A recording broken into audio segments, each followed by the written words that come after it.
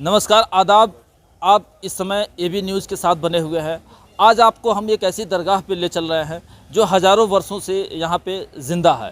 कहने का अर्थ ये है कि ये सूफ़ी संत के रूप में इनकी पहचान है और सूफ़ियों का कहा जाता है कि एक ऐसा मकाम है कि जहाँ जब भी हम जाएँ तो अदब से जाएँ। यहाँ कभी जंगल रहा करते थे और सबसे बड़ी बात यह है कि इस दरगाह पे ही बैठ करके इस दरगाह के जब बनी थी उस समय हिंदी साहित्य के बहुत बड़े साहित्यकार जिन्होंने बहुत सारी कहानियाँ, नाटक, उपन्यास लिखे, वह यहाँ पे ईदगाह जैसी कहानी को लिख करके आज वह अमर कहानी के रूप में चर्चित है। 17, 18 और 19 ये 3 तारीख में यहाँ पर सालाना उर्स होने जा रहा है। इसी उर्स के मौके पर हम यहाँ के सदर से बात करेंगे और उनसे जानेंगे कि आखिर इस दरगाह की क्या अपना वजूद रहा है, ज़ायरीन कितने संख्या में आते हैं, कहाँ से लोग आते हैं और किस तरीके से यहाँ पे पूरे उर्स का माहौल बना करके और ज़ायरीनों को लाभ दिया जाता है। आइए हमारे साथ हैं यहाँ के सदर इकरार सर हैं। सर, क्या आपका इस्तकबाल है और मैं ये जानना चाहूँगा कि इस दरगाह के विषय में थोड़ा सा बताएं हमारे दर्शकों को। पहले तो मैं हर साल की तरह इस साल भी जो हज़रत का उर्स मनाया जा रहा है, आपके एबी न्यूज़ के माध्यम से तमाम अहले वतन को मुबारकबाद पेश करता हूँ कि हज़रत मुबारक खां सईद का सालाना उर्स 17, 18, 19 मई को तय पाया गया है। और आपने पूछा कि अपने दर्शकों को क्या बताना चाहेंगे, तो ख़ास बात ये रहेगी कि हमारे वहाँ जो भी दर्शक आते हैं दूर दराज से, उनसे अपील करते हैं, गुजारिश करते हैं कि वो हज़रत का फैज़ हर खासवाम पर बट रहा है, वो आएँ, हज़रत के फैज़ से फैज़याब हों।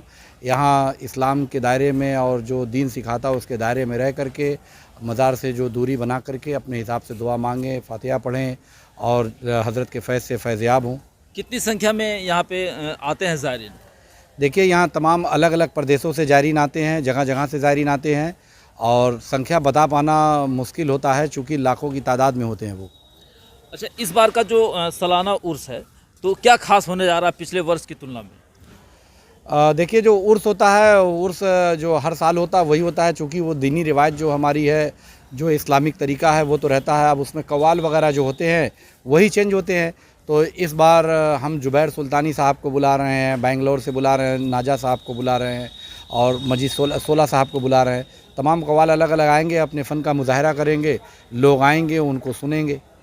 अच्छा, अगर देखा जाए कि इतनी बड़ी संख्या में लोग आ रहे हैं तो सिक्योरिटी के पॉइंट ऑफ व्यू से आपकी तरफ से इस दरगाह की तरफ से क्या व्यवस्था है?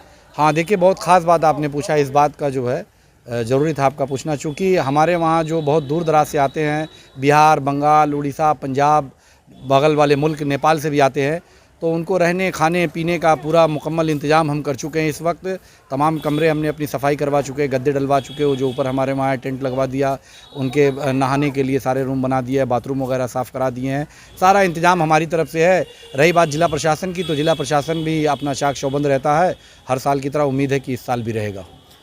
एक क्वेश्चन हम ये जानना चाहेंगे कि सूफियों के मज़ार पे अक्सर लोग आते हैं और कहीं ना कहीं ये हिंदू, मुस्लिम, सिख, ईसाई ये सारे समुदाय हैं उनको जोड़ने का काम करता है।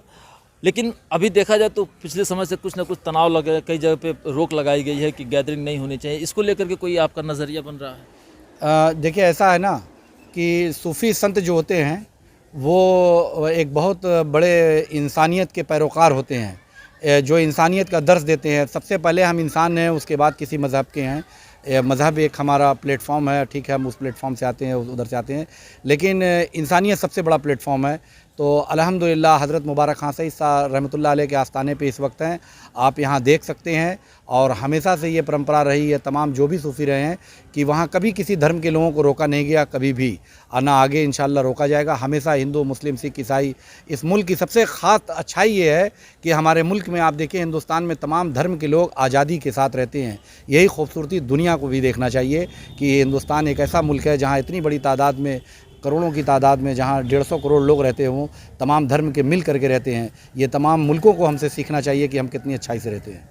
चलिए सर, शुक्रिया एबी न्यूज़ से बात करने के लिए। निश्चित तौर पर हमें इस दरगाह पे आकर के और फैज़ हासिल करना चाहिए, क्योंकि बुज़ुर्गान दीन कहे जाते हैं, इस्लाम के स्तंभ हैं, पिलर्स हैं, पैरोकार हैं, जहाँ से दीन और शरीयत की शुरुआत होती है। और सबसे बड़ी बात कि जो एकता है, जो आपस में भाईचारा है, यह कहीं ना कहीं यहाँ से हमें सीखने को मिलती है।